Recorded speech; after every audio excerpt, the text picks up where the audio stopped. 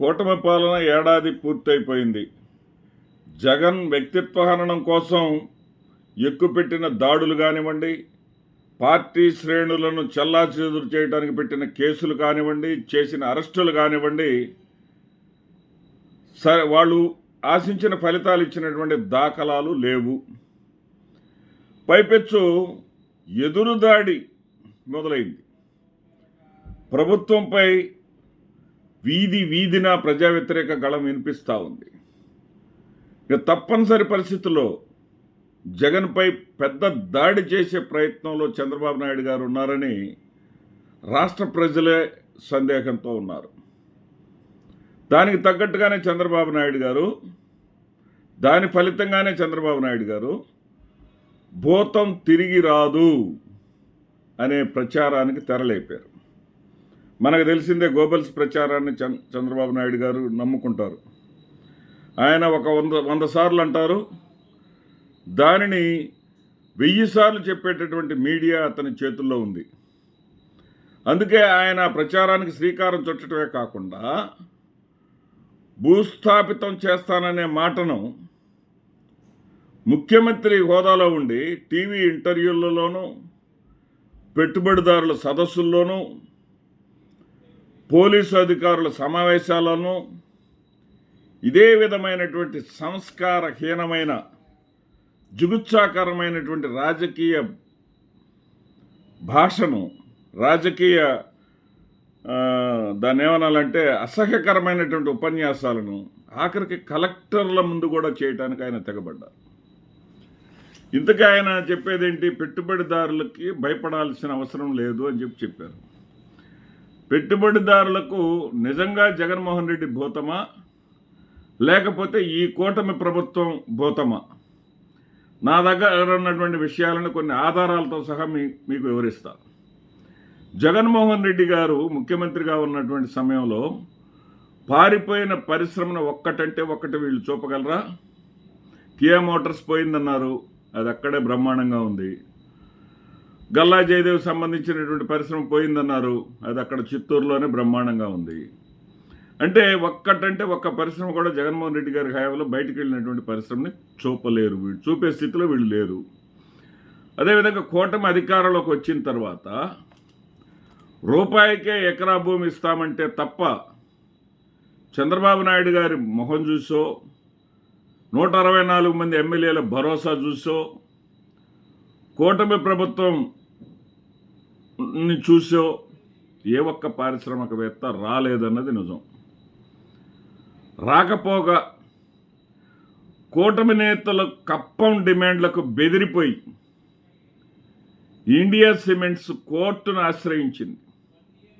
India cements, ఆంధ్రప్రదేశ్లో విస్తరించాల్సినటువంటి India cements కోర్టును ఆశ్రయించింది.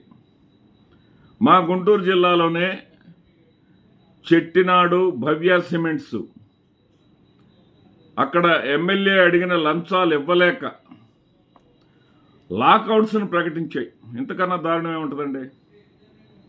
ఇక నవీన్ జిందాల్పై జత్వానీని ఉసిగొల్పి కేసు పెట్టించారు. ఆ కేసు పెట్టిస్తే జేఎస్డబ్ల్యూ ఈ రాష్ట్రంలో పెట్టాలనుకున్నటువంటి పెట్టుబడులను వదిలేసి, ఆంధ్రప్రదేశ్ రాష్ట్రాన్ని వదిలేసి మహారాష్ట్రకు వెళ్ళిపోయి అక్కడ 3 లక్షల కోట్ల రూపాయల పెట్టుబడులు ఇప్పుడు పెడుతున్నమాట యథార్థం. అంటే ఎవరి వల్ల ఎవరు భూతమో అర్థం చేసుకోండి ప్రజలు. అదేవిధంగా కూటమి నేతల లంచాల కోసం యూబీ కంపెనీ లారీలను అడ్డుకున్న ఖ్యాతి అనేది ఉందే, అది దాదాపు ఢిల్లీ సర్కారును తాకిన సంగతి మనకు తెలిసిందే. ఇక్కడ భారతీయ జనతా పార్టీ నాయకుడు, తెలుగుదేశం పార్టీ నాయకుడు చేసినటువంటి గొడవ ఢిల్లీని కూడా తాకింది. తర్వాత గ్రీన్ టెక్ రీమిక్స్లో, అట్లాగే కోకోకోలా ప్లాంట్లలో స్థానిక ఎమ్మెల్యేలు లంచాలు డిమాండ్ చేసి రచ్చకెక్కిన సంగతి మనం చూసాం. అక్కడ దాకా ఎందుకండి, రామాయపట్నం పనుల్లో వాటా కోసం ఎమ్మెల్యే లారీలను అడ్డుకొని గబ్బు లేపిన సంగతి కూడా మనం చూసాం. మరి ఈ రకంగా ఉంటే జగన్మోహన్ రెడ్డి గారిని భూతమని ఈయన ఎట చెప్తాడు? పారిశ్రామికవేత్తల ముందు ఆ విధంగా మాట్లాడితే ఈయన దిగజారుడుతనం అర్థం కావట్లేదా? జగన్మోహన్ రెడ్డిని గురించి ఈయనే భయపడుతున్నాడనేటటువంటి పరిస్థితి ఆయనకు అర్థం కాదు, వాళ్ళకి అర్థం కాదా? వాళ్ళు ఈయనకన్నా మేధావులు కాదా? ఈయన రాజకీయ రంగంలో నిష్ణాతుడైతే అయ్యాడేమో, పారిశ్రామిక రంగంలో వాళ్ళు నిష్ణాతులు అవునా కాదా? రూపాయికి ఎకరా కోట పెట్టుబడిదారులు కాకుండా ఒక్కరంటే ఒక్కరు ఈ 12 నెలల కాలంలో ఆంధ్రప్రదేశ్ రాష్ట్రానికి వచ్చిన వాళ్ళు ఇదిగో నేను తీసుకొచ్చామని చూపించగలరా? చంద్రబాబు నాయుడు గారు, పవన్ కళ్యాణ్ గారు, పురంధేశ్వరి గారు, కూటమి నేతలు ఎవరైనా సరే. ఇక వీళ్ళు పదే పదే చెప్పుకుంటే ఏంటంటే గ్రీన్ ఎనర్జీ. ఎన్టీపీసీ వాళ్ళు గ్రీన్ ఎనర్జీ కోసం 1,00,000 కోట్ల పెట్టుబడుల ఒప్పందం ఎప్పుడైందండి? అనుమతులు ఎప్పుడు వచ్చాయండి? భూ కేటాయింపులు కూడా ఎప్పుడు జరిగాయండి? జగన్మోహన్ రెడ్డి గారు. కావాలంటే మీకు అందరికీ ఆ ఫోటోలు కూడా పంపిస్తాను.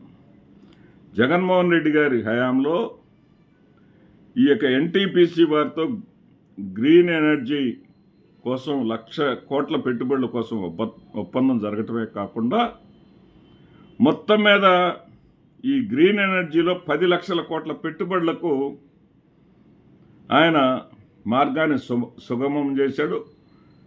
10 లక్షల కోట్ల రూపాయల పెట్టుబడులను ఆంధ్రప్రదేశ్కు రాబట్టాడు. కానీ దానిని వీళ్ళ ఖాతాలో వేసుకుంటారు చంద్రబాబు నాయుడు గారు. ఇది ఎలా సాధ్యమండి? అట్లాగే దావోస్ వెళ్ళి రిక్తహస్తాలతో వచ్చారు. కానీ అదే దావోస్కి జగన్మోహన్ రెడ్డి గారు వెళ్ళినప్పుడు ఆదిత్య మిట్టల్ స్టీల్ ప్లాంట్ ఒప్పందం దావోస్లో చేసుకొని వస్తే ఆదిత్య మిట్టల్ని కొత్తగా ఏం చేసినట్టుగా వీళ్ళు చెప్పుకుంటా ఉన్నారు. ఇప్పుడు చెప్పండి, ఎవరిని భూతం అంటున్నారు? భూతాలే అంటే భూతాలు అయితేనే భూతం మాటలు వస్తాయేమోనని నాకు అనిపిస్తూ ఉంది. వాస్తవాలు ప్రజలకు తెలియవు అనుకుంటే ఇంతకన్నా పొరపాటు ఉండదు. చంద్రబాబు నాయుడు గారు, మీకు అనుభవం ఉంటే ఉండొచ్చు. మీరు ఒక అబద్ధాన్ని చెబితే చెప్పిన అబద్ధాన్ని మీరు ఒక 100 సార్లు చెప్తారు. మీరు 100 సార్లు చెప్పిన అబద్ధాన్ని ఒక 1000 సార్లు చూపించడానికి మీకు ఈనాడు, ఆంధ్రజ్యోతి, TV5, మహా న్యూస్ ఇలాంటి సంస్థలు మీకుంటే ఉండొచ్చు. కానీ ప్రజలనే వాళ్ళు ఒకళ్ళు ఉన్నారండి. వాళ్ళు చాలా విజ్ఞత కలిగి ఉంటారు, చాలా తెలివితేటలు కలిగి ఉంటారు. మీకు మీ ప్రభుత్వం 2019లో తిరిగి అధికారంలోకి వస్తుందని 105 స్థానాలు తెలుగుదేశం పార్టీ మళ్ళీ గెలుచుకుంటుందని TV5, ఆంధ్రజ్యోతి వాళ్ళు చెప్పినా కానీ ప్రజల నిర్ణయం వేరుగా ఉంది. 23 స్థానాలు మీకు ఇచ్చారు. ఇప్పుడు అంతే, మీరు కూడా ఎంతప్పటికీ కూడా ఒక అసత్య ప్రచారాన్ని నమ్ముకొని ఆ ప్రచారాల ద్వారా మళ్ళీ అధికారంలోకి వద్దామనుకుంటే మీ ఆశలు అడియాసలే. మీరు ప్రజలకిచ్చిన హామీల మీద, రాష్ట్ర అభివృద్ధి మీద నిజంగా దృష్టి పెట్టండి ఇప్పటికైనా. నమస్తే.